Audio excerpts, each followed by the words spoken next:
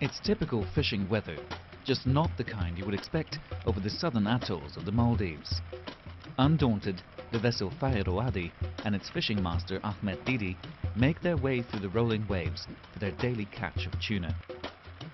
This may be a modern ship, but the technique used by its fishermen, pulling up the tuna with a simple pole and line, is as old as fishing itself. Me doshriga masirikam kulenje saubaki diherajje amuko kuwar kuristoren fishing kura masirikamaki doshriga masirikam ka vefa doshriga masirikam kurumakung masirikam ka itur badal nanna kam lafa kuraweti doshriga masirikam kura den dajahaga masirikam kura kam wanya e dohoge kamakashe kamwani emema dajahaga masirikam goggen rajje masirikam duhaka bure duhaka dasadana kam lafa kuraweti Pole and line fishing is a selective and therefore more sustainable way to catch tuna. Only fish of a certain size are caught, leaving juveniles to grow to spawning age and replenish the stock in the future. Small bait fish are thrown over the side of the boat to lure the tuna to the water surface. The fishermen use the acceleration of the fish as they race to get their prey, hook them and fling them onto the ship's flat deck. The Maldivian tuna fishery forms a sharp contrast to how most tuna is caught elsewhere. Being one of the world's most favourite fish, tuna stocks are being heavily overfished around the globe. Here in the Pacific, one of the world's largest remaining tuna fishing grounds, most skipjack is caught by a method known as purse seining. A large net is drawn around a school of fish by a skiff and then tightened from the bottom like a purse. Such a net, often set on a floating fish aggregation device, catches the entire school of tuna, but also takes in all the juvenile fish and non-target species such as sharks that may be swimming with the tuna.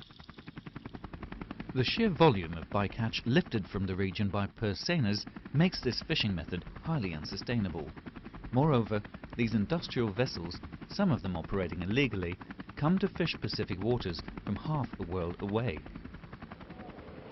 By contrast, the Maldivian pole and line boats are owned by cooperatives of local fishermen who all fairly share the profits of their daily catch.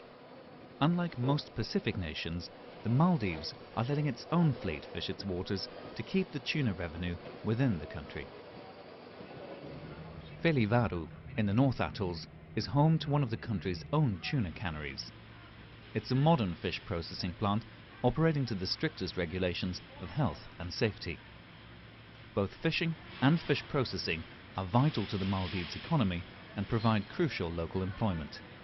There are around 500 local people working in this plant. That means 500 families, local families, are looked after. And for fishermen, we pay cash daily. So compared to other industries, what we get from for the company is very well distributed through the community. It's often the profit margin that forms the biggest stumbling block for environmentally responsible and sustainable food products. Fish Forever, distributed by Organico Real Foods in the United Kingdom, is one of the brands marketing the Maldivian pole and line tuna in Europe. Its managing director, Charles Redfern, believes retailers should take a greater responsibility in promoting sustainable fish products. They just say this is a buying option, and that's the wrong way to go, because you're basically saying that these are lifestyle choices, that ethical decisions are lifestyle choices, and they're not. They're critical choices about how we want our products, our food to be produced. So I would like to see the retailers maybe being less neutral about this and actually working very hard to push it.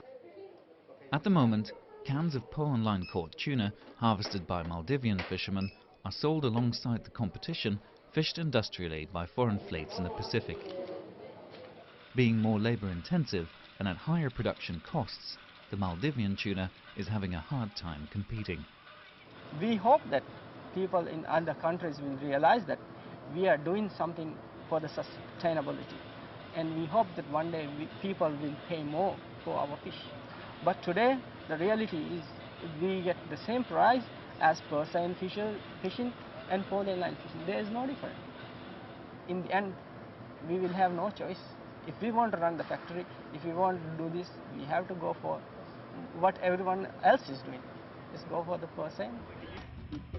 In the absence of sustainable fisheries management for the Indian Ocean, the Maldivian tuna could come under pressure in the future. For the time being, however, the tuna caught here by Paul and Line forms one of the most sustainable, fair and transparent seafood products available today. But these fishermen can only stay afloat if both retailers and consumers make the choices that support them and their ancient way of fishing.